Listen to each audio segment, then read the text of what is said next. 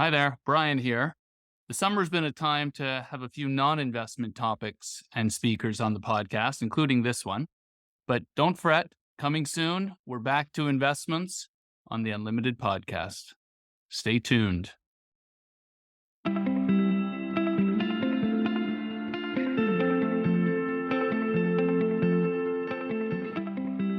This podcast is brought to you by Ginsler Wealth. We're not talking about investing today, so no disclaimer needed. Although, since we'll be talking tennis, I will say you are going to love this one, but don't fault me if you don't.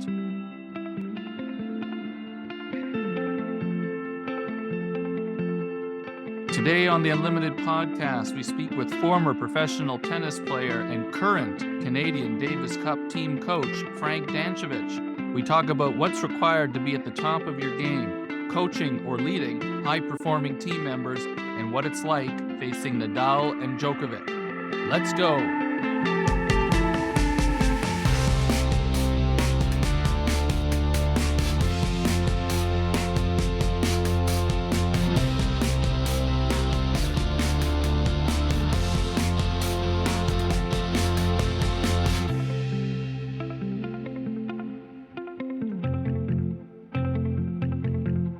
Well, welcome everyone to the latest episode of the Unlimited podcast. I always say at the beginning, I feel like that I'm really excited for our guests. Today, I'm really excited, extra excited for the guests we have today, because as many listeners know, I'm a huge tennis fan, and we are really lucky to have with us Frank Dancevic, who is the retired professional tennis player, but also the current coach of the Canadian Davis Cup team.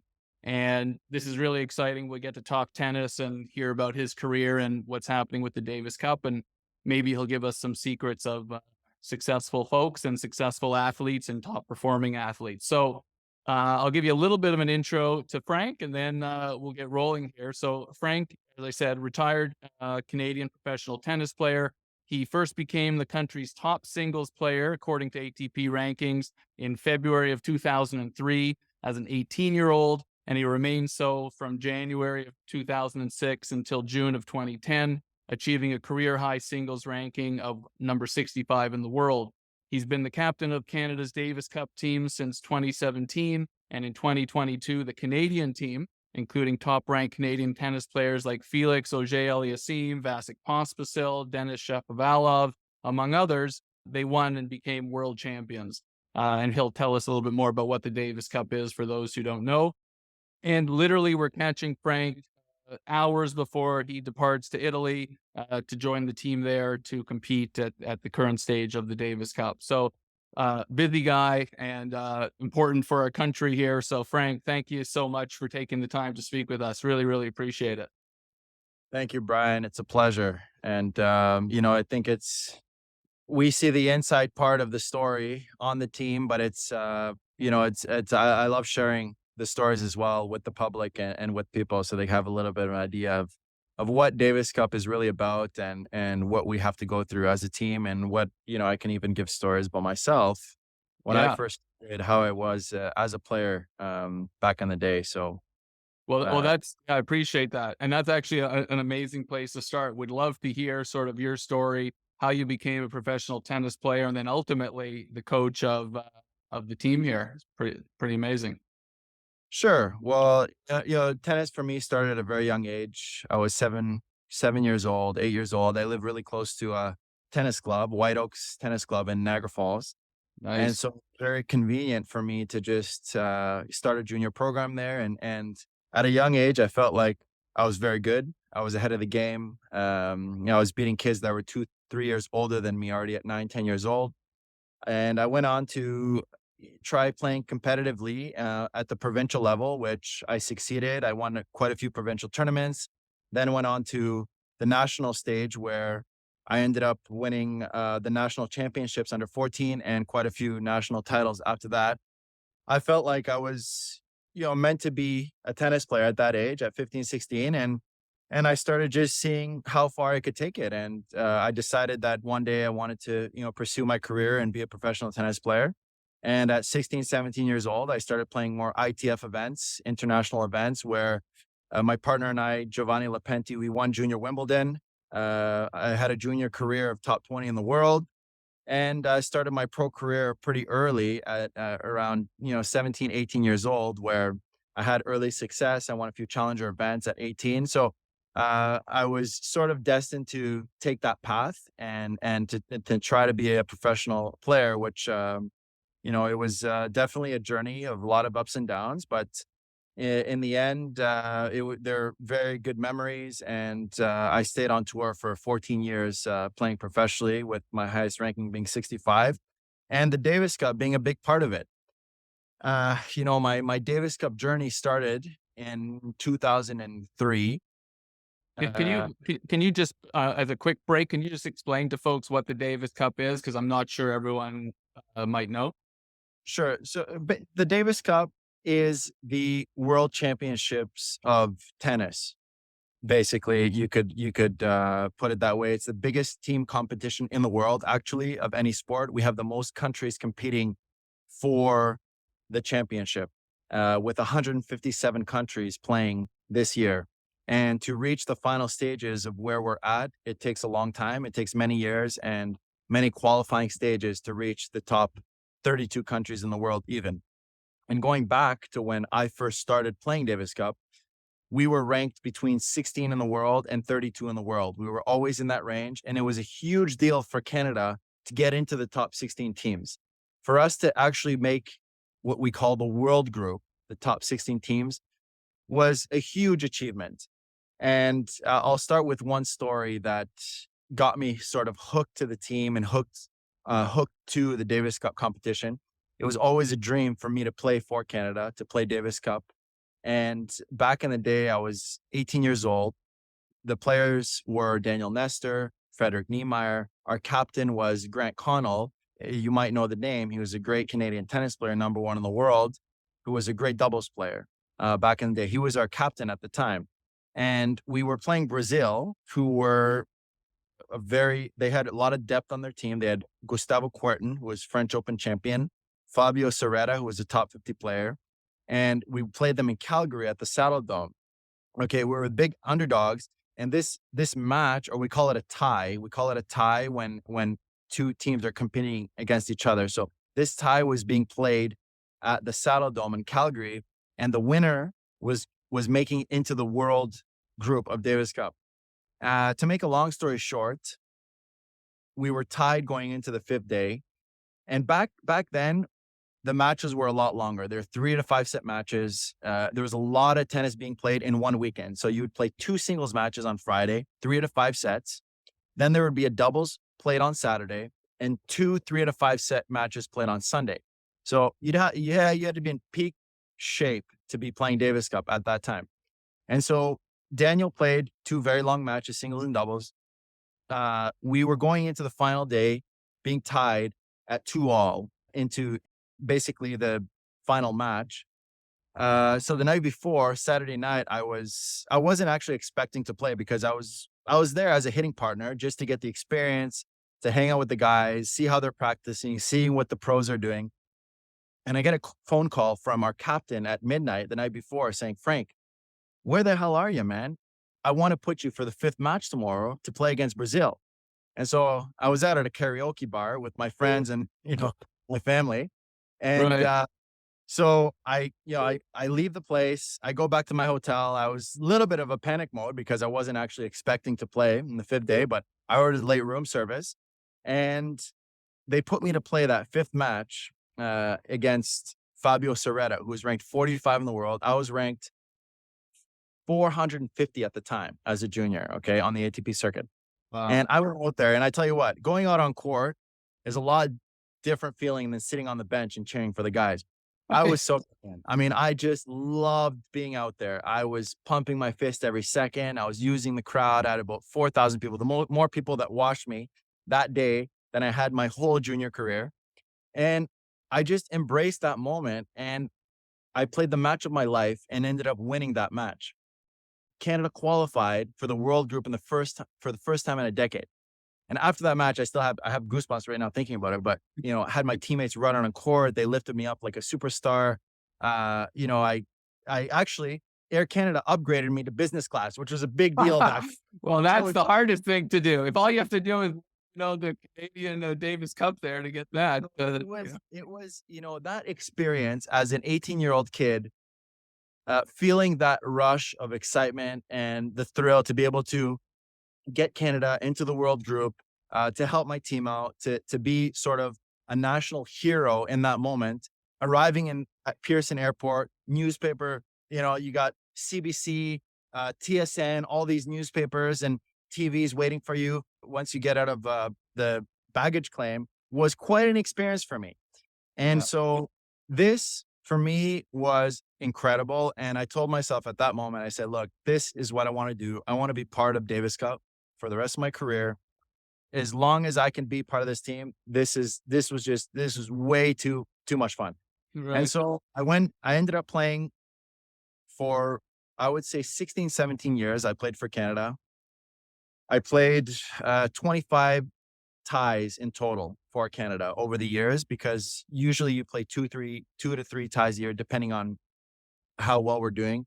And so that was it. In 2017, I ended up retiring from tennis professionally, and I got asked to be the Davis Cup captain going forward. And for me, that's an honor to be part of the team, and to take that position as captain was a true honor for me. And I took the job on the spot. I said, look, this is a way for me to be part of this going forward. And luckily now we have so much depth on the team. We have great players who are, top 30 in the world, top 20 in the world, top 10 in the world with Felix.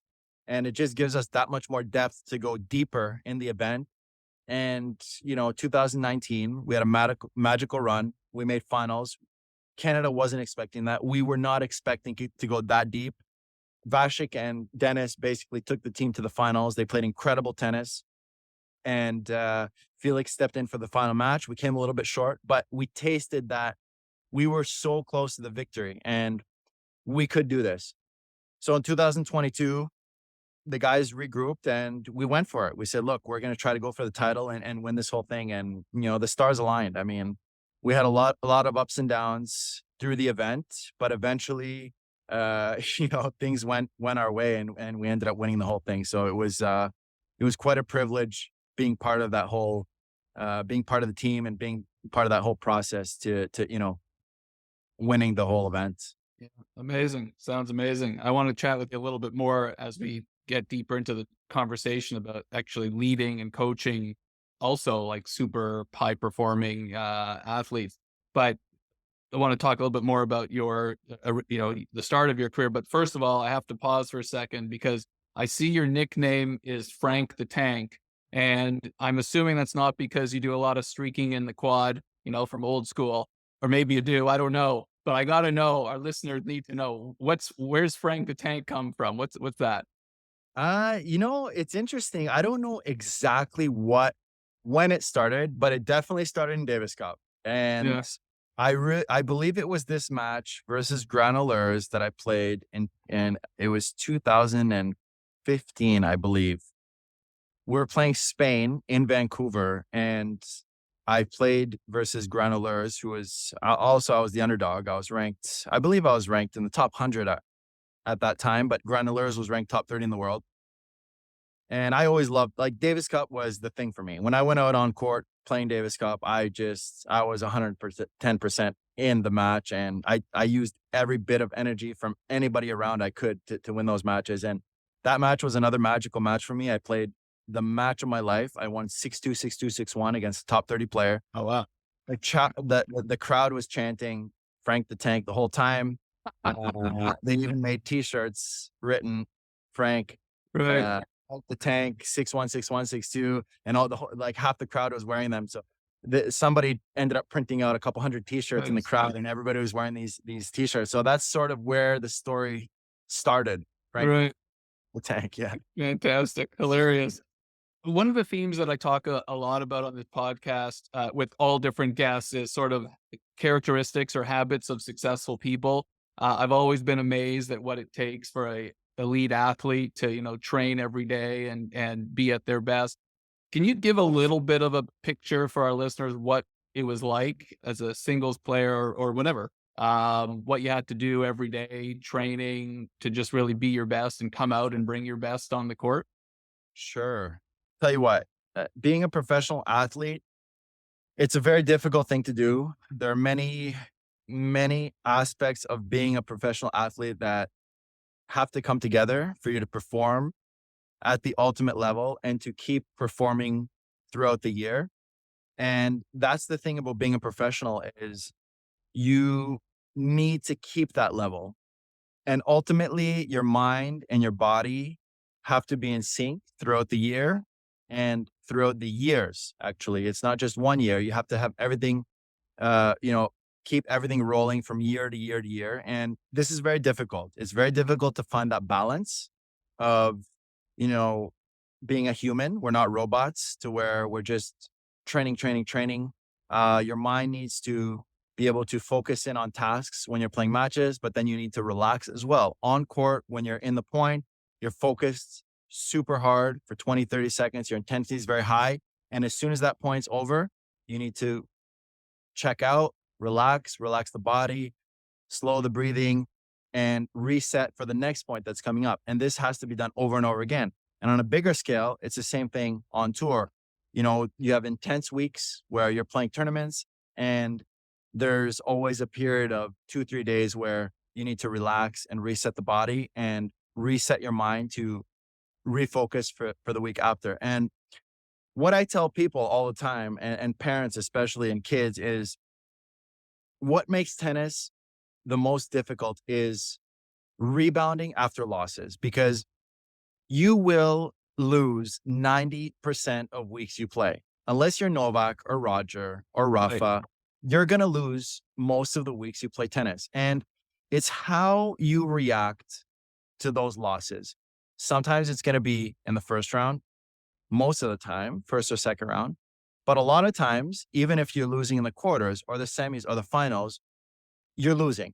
And you have to figure out a way to pinpoint, of course, how you can improve, what you did good, what you can do better, but essentially figure out a way to reset your mind and your body for the next week coming. Because to reach a high level in tennis, you need to play a lot of tournaments. You need to be on the road a lot. It's very lonely, especially starting out. Most people don't have the finances to finance a whole team like the top guys have. They have their families with them. They have coaches, they have physios, they have psychologists, they have this whole team that travels together essentially like a family. And once you get to this stage, it can be easier from that point of view. But in reality, 95% of players are on their own trying to break through pretty much their whole careers. Some do break through, but it's getting into that sort of circle of tennis life where you have to figure out a good balance of having the tennis side, but also the side where you can keep going and keep the longevity going through your career. And this is tough. This many players, they burn out after a couple years. They just, either they burn out financially or they burn out with the pressures where they can't handle, just losing over and over again and having to find that will to figure out what's going on and to eventually break through on tour. Right. Yeah. Yeah, I can't remember who had the quote, and I can picture his face, but I can't remember the player's name. But basically, every single person who plays any tournament except for one loses. Right. So it's difficult. It really is difficult after you lose a match because it's disappointing. And most of the time, you've put a lot of work before that event to do well.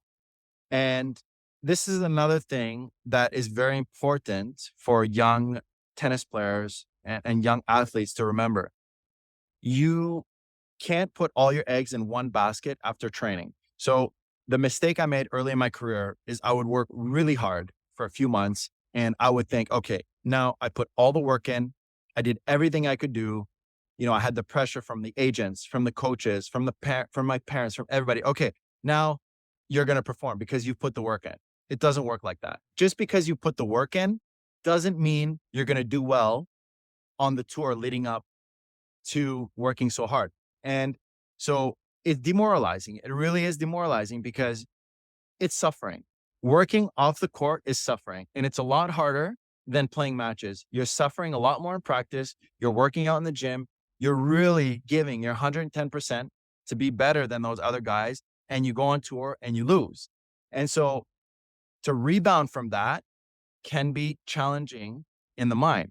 So instead of looking at it, you know, as a short-term success, it's more of a long-term sort of goal that you need to sort of put in your mind. And this is what I changed later in my career was, okay, I'm going to do my training sequences throughout the year, but I'm not putting that pressure on myself to have an amazing, few weeks after I put all that work in. It helped me.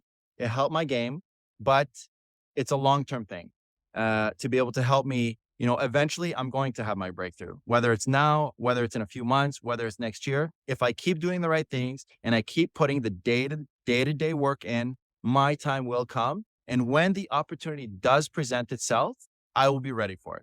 So this is more of a long-term mentality that helped me succeed as a professional on tour. Right. As you know, I run a wealth and investment firm. So you said like the key phrases of investing: don't put all your eggs in one basket and think long term. So even though we're not talking about investing here, we can use that. We can tie the two worlds together a little bit. Well, it's funny. You mentioned some of the, tennis is a tough game, and some folks are on their own. Nick Kyrgios, Andre Agassi, they've all said, it's an extremely lonely sport. You're out there alone. There's not many sports like tennis where you're literally, especially in singles. I mean, you're on your own. You can't talk to your coach. Your opponent is, 100 feet away from you, whatever. Like you're really on your own out there. Agassi says he used to talk to himself like crazy and look like a madman on the court. Can you take us into that world when you're in the middle of a match and there's no one there but yourself and things are going bad or things are going well? And how do you sort of push through all that? Sure. It's again, you have to, it's always searching for solutions. And you're not only thinking about yourself on court, you're thinking about your opponent and you're thinking about what is he feeling right now? What are his strengths? What are his weaknesses? Every situation, you're trying to read the game. You're trying to read what he has done earlier in the match. You're trying to pick up patterns. So you're not only thinking about yourself, you're thinking about the other guy.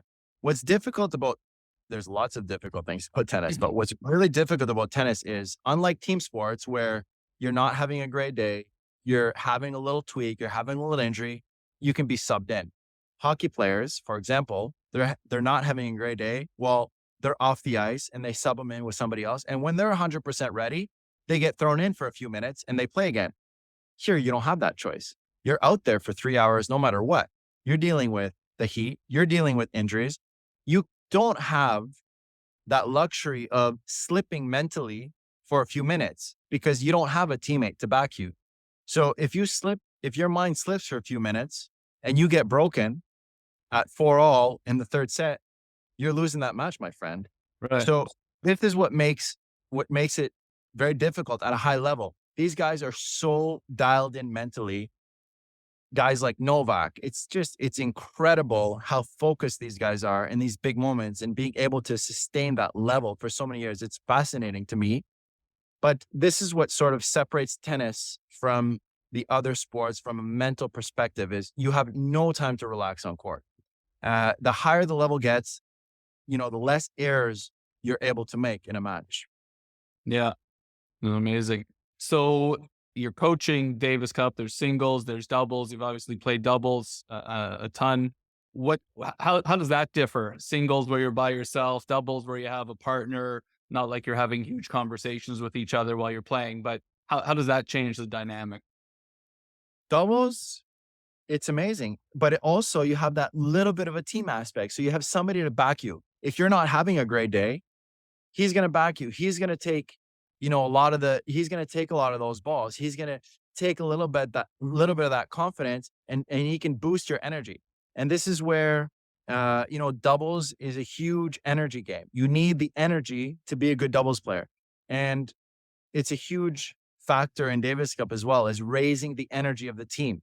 Always keeping that energy high. That's one of the points I bring up all the time to the guys. Guys, keep the energy high. Show the other team that we're in this. I don't want to see any negativity. I want you guys to fire each other up and keep that energy really, really high between the two players, because ultimately, with good energy and with the guys keeping themselves motivated and keeping that positive energy throughout the match, we have a lot better chances of winning than, once there's some negativity in that doubles team, the one guy can pull the other guy down, and there can be a downward spiral. So this is one of the main focuses for us for doubles, definitely. Right. Okay. Well, actually, and glad you mentioned sort of some of your coaching and leading approaches. H- h- How easy is it to make a transition from player to coach or captain, and maybe talk about maybe some other ways that you lead and sort of motivate your team to the victory that you had? Sure. Well, for me, it was quite a natural and easy sort of transition, I have to say, because I got very fortunate to have a great position right after my career. In fact, I was still playing a little bit of doubles in 2017 when I got uh, called to do this job. So I was sort of transitioned into a great spot into Davis Cup captain, and I would say that's very rare in the tennis world to just go from player to Davis Cup captain. So for me, it was, like I said, it was an honor and it was great transition. I also did some work with players on tour. I coached Vasek Pospisil. I traveled with him for a few years on tour. So Mhm. for me, it was quite natural because I was part of the tour. I already knew most of the coaches, most of the players, and I understood how the tour worked. And there are little things that you can't teach, right? How to just set up the day with practices, how to organize everything with the other coaches, with the other players, how the tournaments work, how, little tricks on when to get practices, how to get more court time. There's many tricks that I know from years and years of traveling that you can't just teach the average club pro or somebody, right, who's coming into the game. You really have to be part of the tour for a long time to understand these things. And for me, I was able to gain the respect of the players because I was on the tour. I did play the tour, and most of my teammates that now I'm coaching, I was part of the team for a very long time. Right. And so they respect the fact that I was in that position at one point, and I understand the game from the inside as well as a player. And when I do say something, that word really goes a long way in a match. If I do mention something in a match to a player, they listen and they really soak in that information. So for me, I feel like that's a really important factor in coaching. You have to gain the respect of the players. And so if an average Joe comes off the street and tries to tell a top pro, hey, listen, you got to do this and that, he's going to look at him and say, hey, man, like, you know, Right.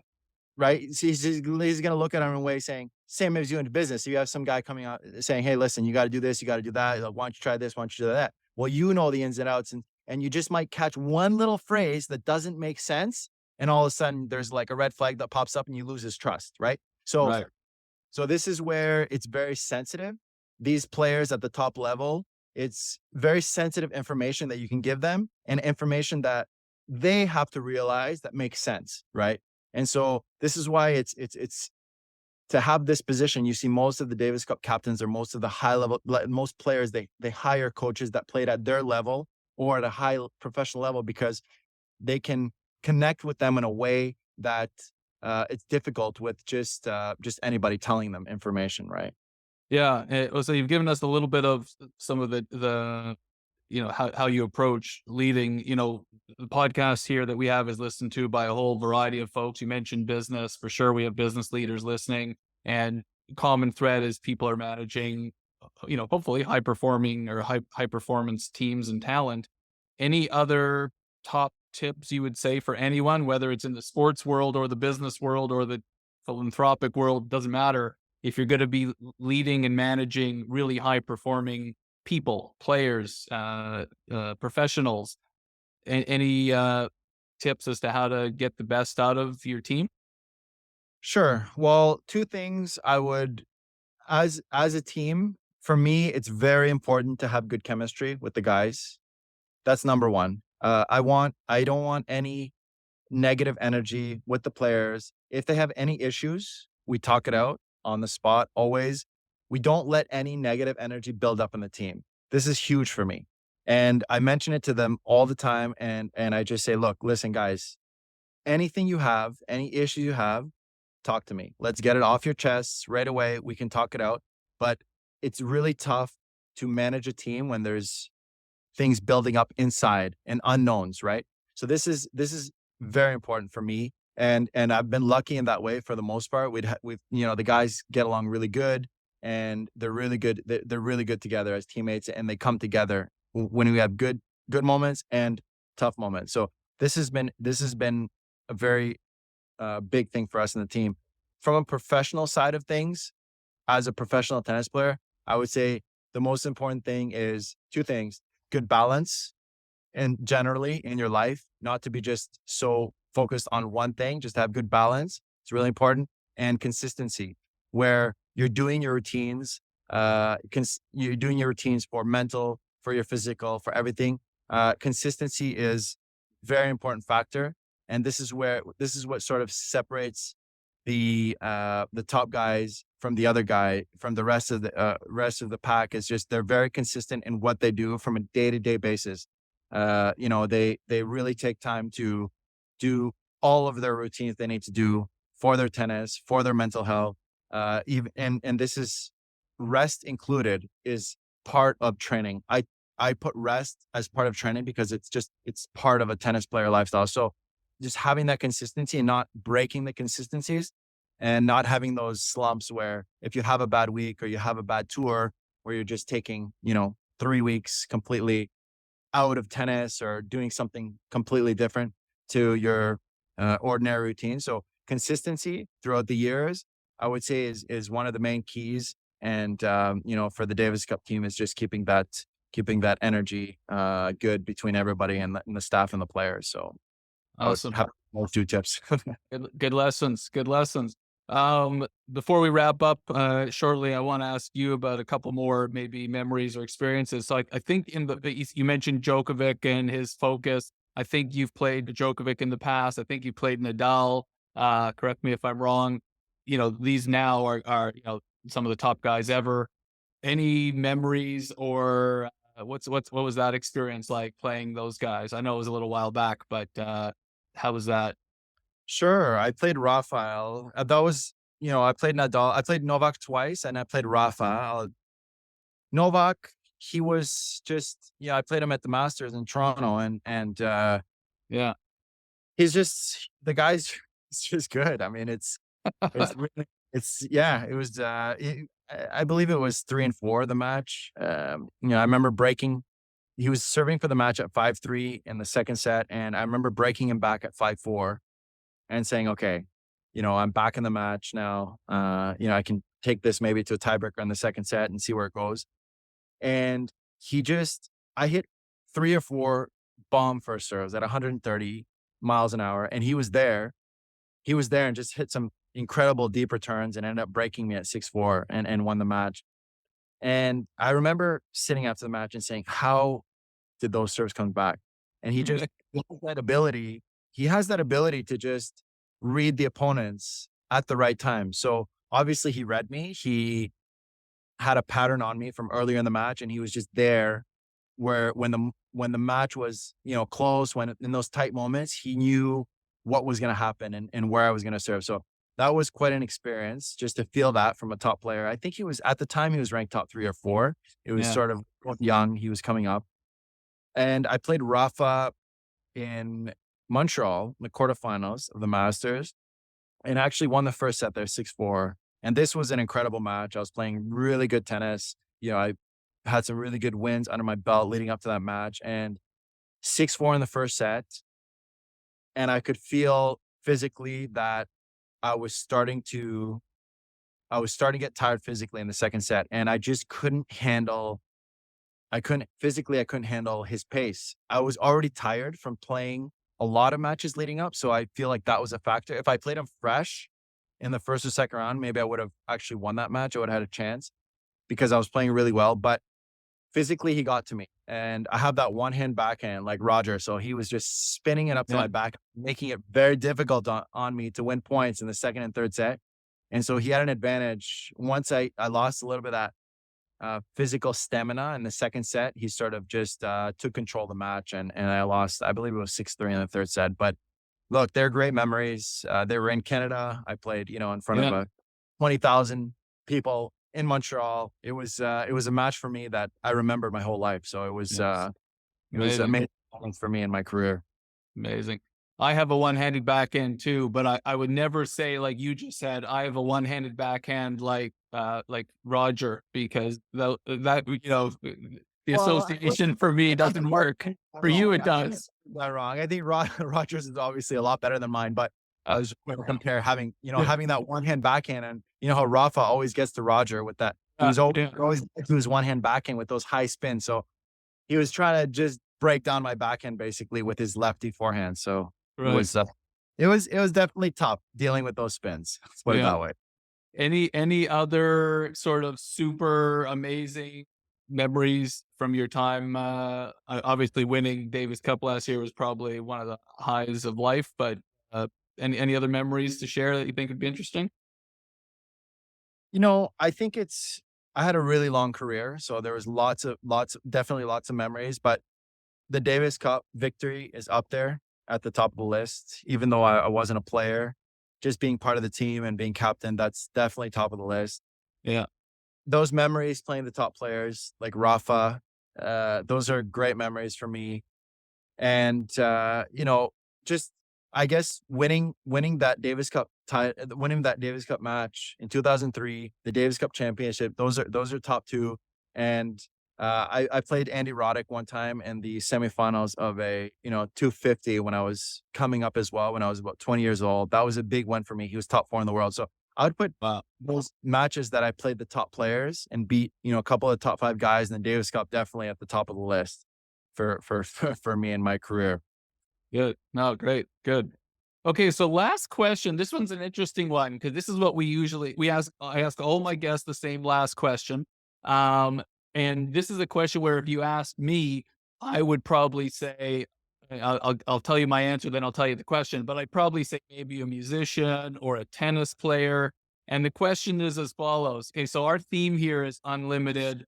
We're a wealth management firm, but we're independent and we can sort of help clients in any way that they need. We can look at any investments. So we have a little tagline, your wealth unlimited, and the podcast is called Unlimited. So I always ask my guests, well, if you weren't doing what you were doing, if your life wasn't the way, the journey that you took, and you could do anything else in life, because, the world is an unlimited place and you could choose something else, what would it be? Now, as I say, I would have said maybe a professional tennis player. So you are allowed to say a wealth management professional if you want, because then we could switch, positions.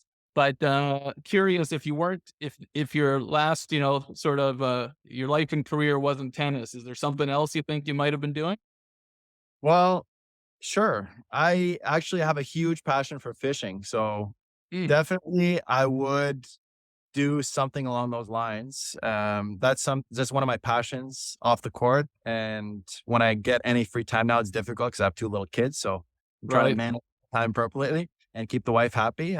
So if I wasn't playing tennis, I believe that I would definitely pursue a career in fishing. Now, where that would take me, I don't know, but somewhere in the fishing industry, whether I would be some captain, Frank on Lake Ontario, I don't know, or somewhere on the sea, or having, something to do with the outdoors and fishing. Definitely I would be in that world if it wasn't for tennis. So. Okay. Amazing. Captain Frank the Tank. All right, Frank, look, really appreciate your time today. As I said at the beginning, I know you're heading off to Italy any second now. Wish you and the team all the best, and bring it home again for us this year. And just thanks again for your time. Really interesting speaking with you. All right. Thanks, Brian. Okay.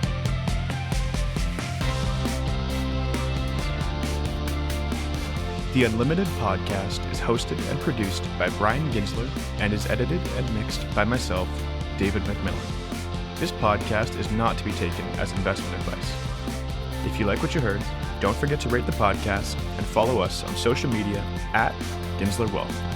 Thanks for listening, and see you next time.